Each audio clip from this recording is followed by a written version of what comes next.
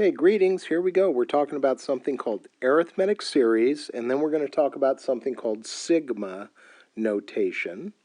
So here's the deal with this. Once again, I'm not saying arithmetic wrong. I'm saying arithmetic as an adjective series. Now, this is a different word here. It's not sequence. It says series. So here's the big difference. If something is sequential, if it's a sequence, it's a list of numbers. And since I'm talking about arithmetic, I would have a list of numbers like this. And of course, this thing would have a starting place. It totally would. It would have a starting location. I would call that thing A1. And I hope you can see that the pattern is that it's increasing by adding 3 each time. So we say that's a common difference of 3. But here's the big difference between a sequence and a series. A series is when you take the numbers that are in a sequence and then you add them together. So here we go. If I want to find, let's say, the 5th term in a sequence, I want to find the 5th term. That's called a sub 5. And it would be easy to do in this case because I already see there's 1, 2, 3, 4 numbers written out. So I could say, you know what? I don't need to bring any big guns, any formulas in for this. I could just say, well, the next number in the list, the 5th one, would be 14 because that's 3 more than the 4th one, which is 11. Now, that's if I want to know the 5th term. 5th term. That's one location in a list of numbers. But if I want to know the sum of the first 5 terms, we don't call it A sub n anymore. We call it S sub n because we are going to take a sum of the terms. So in this case, this would represent the sum of the first 5, and I'm going to write this in caps, terms. So here's the deal with this. This unit is not a super tricky unit, except for when you start reading the word problems or the way the problem is phrased. See, if they ask me for the 5th term, that is a singular thing. That is one location in a list. That is a sequence idea. Okay? Singular location in a list, that is a sequence. When they say the sum of the first 5 terms, that is now pluralized. That is a series. A series is when you're going to total up those numbers. So, if I wanted to know the sum of the first 5, we don't say A sub n, we say S sub n. And in this one, it's S sub 5 because I'm going to add 5 numbers up. So I would go up here. Really, this is what I would do. I would just erase those dots that I put there. I would put the very next number and say, you know what, that's A1, A2, A3, A4, A5. That's 5 numbers. If I were to add them all together, I would say the sum is 40. And then you go, wow, is that what it is? Sure, just add them up. Go ahead. You want to grab a calculator? Add them up. If you don't get 40 for the sum, you just made a boo-boo arithmetic-wise, but that's what the answer would be. Now, of course, if they want me to do this,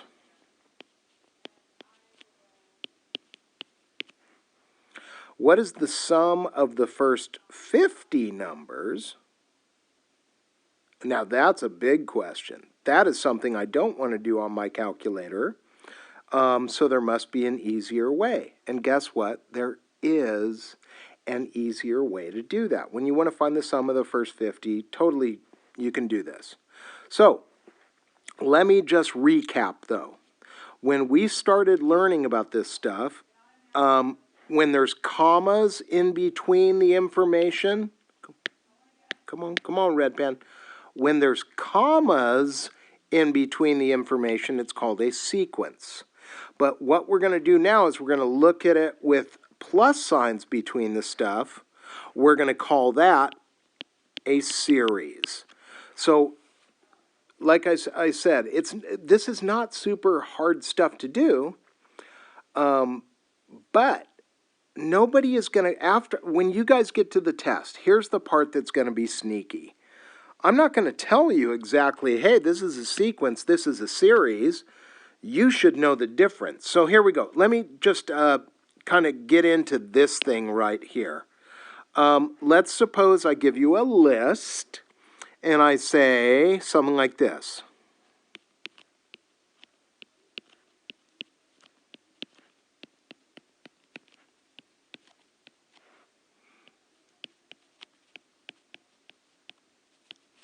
I would like you to take this list here and add it up to 50 terms.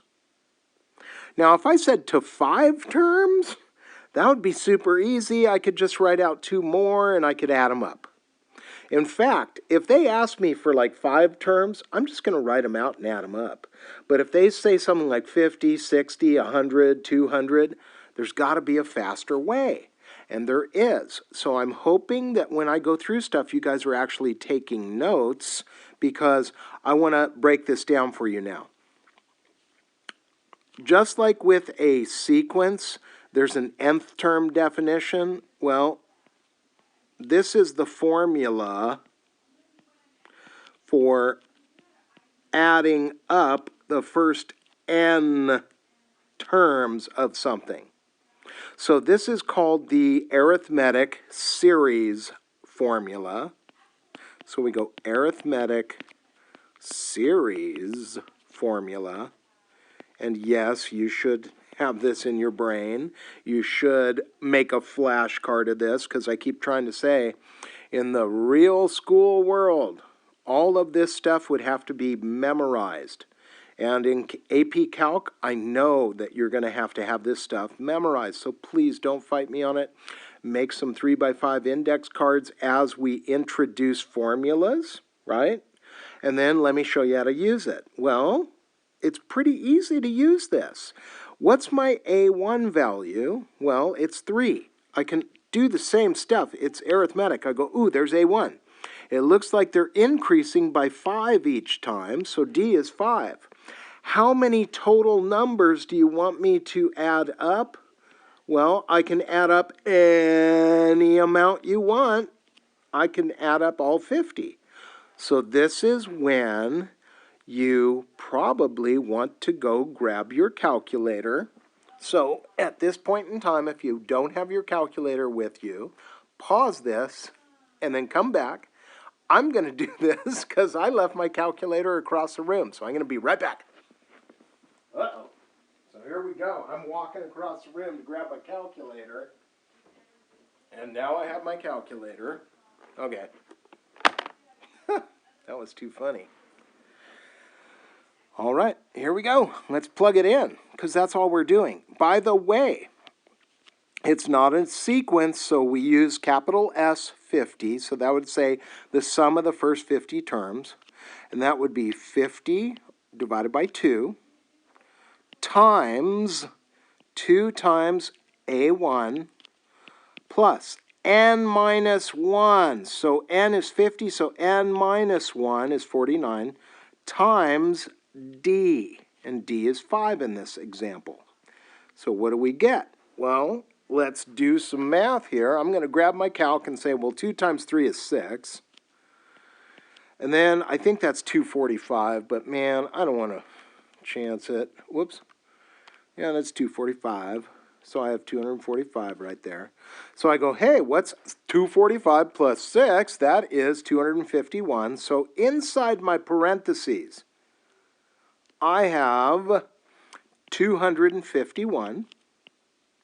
I am now going to multiply that number times, well, 50 divided by 2. I'm not going to chance it with my calculator and let my calculator lie to me maybe. 50 divided by 2 is 25. So I would say I'm going to do 251 times 25, and the grand total, the final answer that I get is 6,275. So if I were to take this pattern of numbers, starting at 3, increasing by 5 every time, and add up all 50 first numbers there, 50 numbers, I would end up with this value. Okay, now, this arithmetic series formula also has a different name. Like the other guy was either a rule writing formula or they called it an nth term. This guy has a name also, this whole formula. We call this formula the nth partial sum. The nth partial sum. If you don't like the name of it, don't hate on me. I'm just the messenger. I'm just telling you that's what it says. So it will sometimes say, find the 12th partial sum. Find the 4th partial sum. This right here would be pronounced as the 50th partial sum. That's what they would call that thing, the 50th partial sum. Now, once again, if I were to ask you guys to crank out, here, let's do one that looks like this, because I want to make sure I hit one of these. So let's suppose they have something like this. 7 plus, 5 plus 3 plus, and then they'll go like this, ... and then they'll say, to 10 terms. Now, 10 terms. Hang on. Let me write the word terms correctly. That would be good. To 10 terms. Well, they already have 3 numbers there. If you really wanted to, could you write out the remaining 7 numbers and then just add them up? Sure, you could. You totally could. There is nothing wrong with that. But what I'm trying to get at is, what if they add another 0 here? Oh, now you spiced it up. See, this would be called S100, or the 100th partial sum. That's what they would call this thing. What would it equal? Well, it would be n over 2, 2 times a1 plus n minus 1 times d. Now this time d is negative because it's decreasing. This thing is actually going down by 2, not increasing. So all I did is I plugged in the numbers where they go in the formula. But I got to tell you guys, when we're in the real world and I'm teaching this in a classroom, I always say this. Every time you have to use this formula, jot it down. Jot down the entire, jot down this. S sub n equals n divided by 2, 2 times a1 plus n minus 1 in parentheses times d. And if you do that right before you actually plug all the answers into, or the numbers into it, it'll start sticking in your head. It really will. And that is one technique that helps with mathematics when you really have to memorize a formula or get it locked in. That's a good way to go. All right, so here we go. Let's see what we ended up with. Well, 2 times 7, that's 14, plus a negative something. So I go 99 times negative 2, and I get negative 198. I never personally like to write plus a negative. I just write minus 198. So what's inside this parenthesis? Well, it's negative 184. And then I'm going to take that times what? Well, 100 divided by 2. Don't forget there's a number out here. And what would that be? That would be 50. So I go that thing times 50. Word. Palabra. That's the total. If I had to add up those 100 terms, that's what I would get. Now, the thing is, we do this a lot in calculus. We do this where you're adding a bunch of stuff together. So, of course, when you are adding a bunch of stuff together, you want to have some shorthand. You want to have a shortcut way to write things. So let me introduce you to the next topic, which is something called sigma notation. Now, I got to tell you, I have some practice problems I want you to try. And I got to tell you, the practice problems are not hard. They're not. But the thing is, when you are not given, because you're going to see the problems. It says, use arithmetic series and sigma notation to find the answers here. But in the real world, nobody points out to you and says, hey, do you realize what you're looking at has an arithmetic pattern? Do you? You go, no, they're not going to tell me that. Also, they're not going to say, you know, this is not a sequence, this is a series. No, they're not going to tell you that. You're going to have to look at something and determine what it means. So, I'm about to show you something that is called sigma notation. So I'm going to scroll down here so I have some clean room to work. And I'm going to say this is how you spell the word sigma, and then the word notation. Sigma notation is written like this. So I got to start somewhere. And I want you to know I'm just making this up off the top of my head. But here is the letter sigma. This is the Greek letter sigma. We stole this Greek letter and made it represent adding things up. So whenever you see this symbol, it means you are going to be adding things up. So here we go. I have to know what I'm adding up. So you know what, I'm just going to make this up. I'm going to do a partial sum. Of course, I'd have to use S to represent sum. I'm going to make this first one pretty short. I'm going to make it easy. So I'm going to say the fourth partial sum. So remember, this would be called the fourth partial sum. You know this is not a sequence because of the capital S, but I am going to show you how this can be translated into something called sigma notation. I am going to use the letter N right here. I'm going to put my index of summation up to 4. I am now going to write down a general term. So I'm just going to make this up. I'm going to use the number 2 and then a number, negative 7, something like that. So I'm going to go like this. All right. You might look at that and go, I don't know what you're doing. It's very easy. It just looks really difficult. So relax, take a deep breath. Here we go.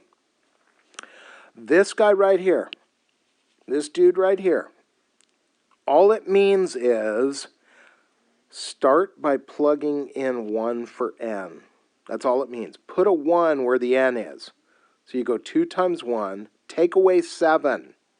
Oh, I got negative 5. Okay. What do you want me to do now? Plug in 2. Instead of, you already plugged in 1, plug in 2. What would happen if I plugged in 2 for n? It would be 2 times 2 minus 7. That would be, oh, that's negative 3. Guess what? Don't stop yet. I want you to plug in 3. Plug in 3 for me, and you get 2 times 3, take away 7. Oh, that's negative 1. All right. I'm going to tell you to stop once you plug 4 in. When you plug 4 in, I want you to quit. So 2 times 4 is 8. 8 minus 7 is 1. Ooh, positive 1.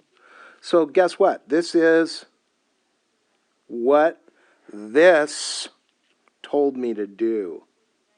Sigma notation is really easy to understand once you get it. So all it means is start here, stop here. That's called your index of summation. I'm not going to make you memorize the word index of summation or the phrase, but I do want you to know what it means. It means start there, stop there. And then this over here, like some books it'll say, what is the expanded form? Well, expanded form means what did you get out when you put the numbers in? That's what you got out. And then what do they want you to do? They want you to add that up. They want you to total that up, and you go, oh, I could add that up, and I got -8. There it is. Sigma notation. Let me show you another one, but it's very easy. Don't let sigma notation freak you out. But I'm not going to put, I'm going to, wait, before I do that. This is customary, but it's not necessary. So I'm going to do this next one without putting a fourth partial sum or something there. I just want you to get the rhythm of what sigma looks like. So here's the deal with sigma. Think of trying to draw a capital letter M on its side. Try to think of drawing a capital letter M on its side. So here we go. I got to start somewhere. So I'm going to say n equals 1, and this time I'm going to stop at 6, and I have to give you something to play with. So I'm going to call this 3n plus 2. And I would say, now here's a question they could ask. They could say, what is the expanded form for this? So what do they want you to do? They want you to write out 6 numbers in a row. So I plug in 1. I start here. I stop here. So this is where I start. This is where I stop. If I plug in 1, I will get 3 times 1 plus 2. That's 5. If I plug in 2, I will get 3 times 2 plus 2. That's 8. If I plug in 3, I will get 3 times 3, that's 9, plus 2 more, that's 11. And if I keep plugging numbers in, what I'm going to see is there's 1, 2, 3, 4, 5, 6 numbers, that's where I stop. Well, do you notice that I generated the last 3 numbers really quick? Well, that's because, guess what? This guy's job is he's the same as D. He is. He's totally the same as D. Totally. And if I was going to add up the 6 numbers in a row, I could either write them out in expanded form. Remember, this is called expanded form. So when you guys see the practice, there's going to be like 1, 2, 3 problems where they say write the expansion. And then they're going to say, what is the sum? Well, the sum means you still have to add all this stuff up. So what's the sum? Well, for this example that I just showed you, the sum would be called 75. So, once again, let me show you the beauty of mathematics. The sum is 75. I don't want to write any English words down when I don't have to in mathematics. So what do? I just go, oh. That's how you tell somebody your answer. S sub 6 equals 75. Because remember, this is something that you don't need to write in to be true, but this thing would be called a 6th partial sum. Now, here's the deal. They're not going to do this to us right now, but they will do this to you in calculus. They're not going to do this to you right now, but they will do this to you in calculus. They might give you something like this.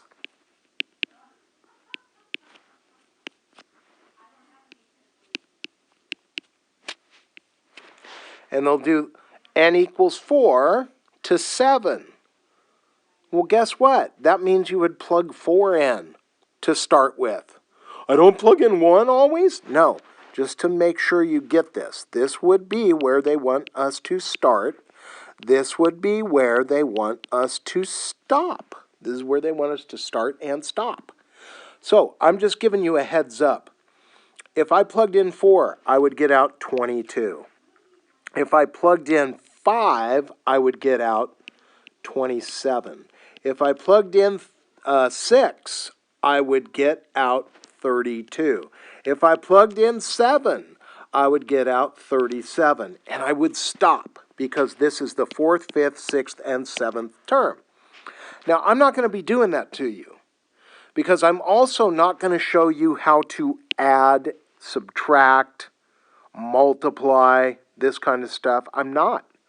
You're not in calculus yet. But I'm trying to give you a little, hey, word to the wise. This stuff will not disappear. That's why I keep stressing, please make some flashcards for this information so you understand it. Now, the thing is, I would not call this the 7th partial sum. I would not, because it doesn't start at 1. That's why I'm trying to say this is something that we use as shorthand. We say like the 6th partial sum. But you'll notice that's when we start at 1. When it starts at 1. And guess what? You're not in calculus yet, so all of my problems will start at 1. So you got that going for you. So let's do a couple more, because you might think, okay, I got it, totally got it, no problem. All right, well, I still want to do a couple more and make sure you understand. What do you do when you see this? Let's do the 200th partial sum for this. N equals 1 to 200. See, do you notice how this number has to match that one? It totally does every time. So if it's the 200th partial sum of this, and then I go something like this, negative 4n minus 1, you're looking at it going, okay, I plug in 1, I get out negative 5. I plug in 2, I get out negative 9. I plug in 3, I get out negative 13, etc., etc., etc. I don't want to do this for 200 numbers. I really don't. So how do I solve that dilemma? Well, I also know that since this guy is called the 200th partial sum, I'm just trying to hammer down the vocabulary in your mind. That also means, as long as I know what the D value is, what the N value is, and what the A1 value is, I will get this correct. What's the D value? Well, you either write out the first 3 numbers so you see the pattern, or you go, oh yeah, he told me about this earlier. That guy's job is he's D. So D is negative 4. And then do not be a goof. Don't do this one to me. If you do this, you're not paying attention. This is not A1. It's not. It's not A1 at all. I'm going to erase it because I don't want to. It's not A1. This is A1. How do you know what A1 is? You plug in 1. That's how you know what A1 is. And then, what's N? N is 200. I want to add up 200 numbers in this list. And then I'm going to say, hey, you know what? This answer is in my DNA. Get it, DNA? Hilarious. Hilarious I am. Let's find the 200th partial sum without writing out 200 numbers in a row. That would mean I would use this formula once again. Every time you use it, if you write it down, it is going to get stuck in your skull and you will get this done. So I'm going to say S sub 200, 200th partial sum is equal to 200 divided by 2 times 2 times A1 plus N minus 1 times D. And I just have to grab my calculator now so I can make my life easier. So I go 2 times negative 5. Well, let me scroll down so I have a little room. So I get negative 10. Now, you know me, I don't like to say plus and negative, so I just do minus. So I go minus 796, because that's what I got when I multiplied that out, which is a grand total of negative 806. I'm going to take that result and I'm going to multiply it by, well, 200 divided by 2 is 100, so what am I going to get when I do times 100, right? I am going to get grand total negative 80,600. Do me a favor, guys. I know calculators don't do this for you, but put that comma where it goes, please. Put that comma where it goes. Okay? All right, I got one more example, because if they give me sigma notation, I'm going to tell you on this practice sheet, they're going to give me super easy sigmas. They are. They're not going to give me super tough ones. But what if they gave me something like this and said S45? That would mean I'm going to do my sigma notation from 1 to 45. But here's the thing. Sometimes they don't use the letter N. Sometimes they use the letter K. Very popular numbers are K, I, J, and N. And you'll find this out in calculus. Sometimes if you're doing a certain type of sigma, you'll use I's. Sometimes if you're doing a different type of sigma, you'll use J's. Sometimes you will use K. So I'm just telling you, when you get this practice sheet, they're going to use N in some of the problems. They're going to use K in some of the problems. It's the same thing. But where it affects you is right here. They might do something like this. 4 minus K. So they didn't use an N, they used a K. Also, they wrote it backwards, but that's okay, because what am I going to do? I'm going to plug in 1. If I plug in 1, I get out 3. And then I don't know about you, but I am done. I know that's A1, because you plug in 1, you get out A1. I know that's N. They want me to use 45 as N. That's what they want me to use. Why'd they call it K? Because they can, but I'm going to call it N. But the D value is negative 1. The D value is negative 1. I know it because they didn't write this in for me, but this is just like having a negative 1 there. So D is negative 1. I don't know how you're getting that. Well then, if you don't know, if you do not know what the D value is, all you have to do is plug in 1, 2, 3. Plug in 1, you get out 3. You plug in 2 to this thing, you will get out 2. You plug in 3 to this thing, you will get out 1, etc., etc. So if you are drawing a blank and you don't remember this thing is D, all you have to do is generate the first 3 numbers. You'll see the pattern. But I don't need to do that. So one last time, I'm going to drive this home. This is the formula I am using because I am not talking about a sequence. I am talking about a series. So I'm going to say, hey, for me, even though they used K, I know that's just code for N. So I go 45 halves times 2 times A1. So I know what A1 is. It's 3. And then I go plus, well, that would be N minus 1 would be 44 times negative 1. And then I go, hey, let's clean this up. Let's get this done. So this is 6 minus 44. So 6 minus 44, I get negative 38. Now, here's the deal. This one, 45 halves. I can think of it like this if I want. I could think of it as like 45 halves times this, and I could then cross-cancel if I want, and then multiply by 45.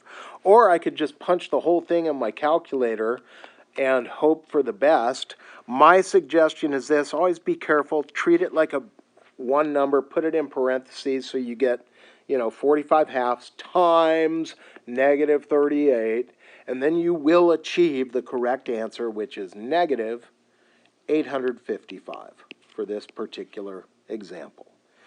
And that would be called the 45th partial sum. So, guys, here's the dealio. You have now been exposed to something called a series. And let's go back up. A series is similar to a sequence, but a sequence is when you write out a list of numbers. A series is when you add them up.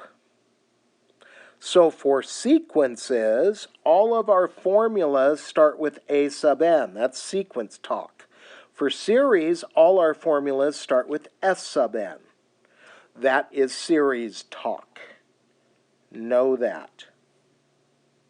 All right, let's practice. Here we go. Here's the worksheet I want you guys to go through. All right, so this guy here